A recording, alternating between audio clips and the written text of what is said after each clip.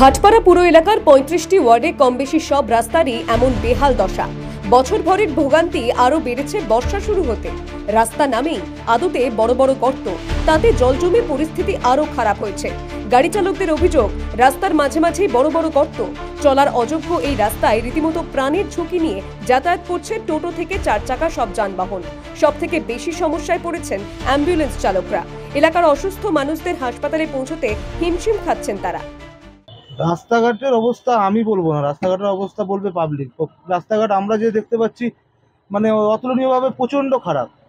আমরা যে পেশেন্ট নিয়ে আসছি, পেশেন্ট পার্টিকে জিজ্ঞেস করবেন বা পেশেন্ট পার্টির বাড়ির লোককে জিজ্ঞেস করবেন, তারাও এই দুর্ভাগ্যজনিত ব্যাপারের মধ্যে পড়ছে। রাস্তার জগদ্দল বিধানসভা বলুন আর ভাটপাড়া বিধানসভা বলুন, দুটো বিধানসভাতে রাস্তা অতুলনীয়ভাবে খারাপ।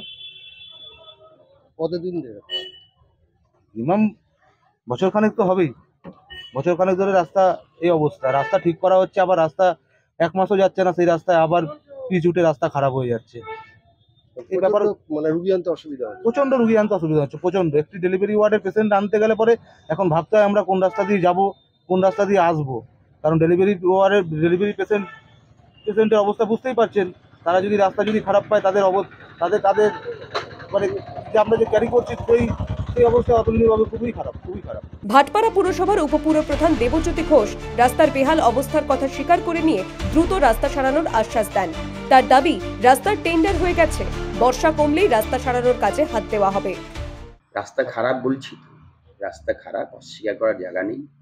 আমরা আরও 1 মাস আগে থাকতেই আমাদের এস্টিমেট এই রাস্তাগুলোর হয়ে গেছে, আমরা জমা দিয়েছি সব কাজই। এখন এস্টিমেটের পরে এখন টেন্ডার কল হবে, তারপরেই রাস্তায় হাত দেবে। কিছু রাস্তা রিপেয়ার হবে, কিছু রাস্তা নতুন করে হবে, সব রাস্তার কাজই হবে।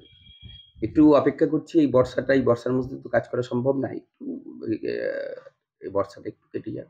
1 বছর হয়ে গেল এমপি ইলেকশন, এখনো এমপিও দেখছেন না রাস্তা।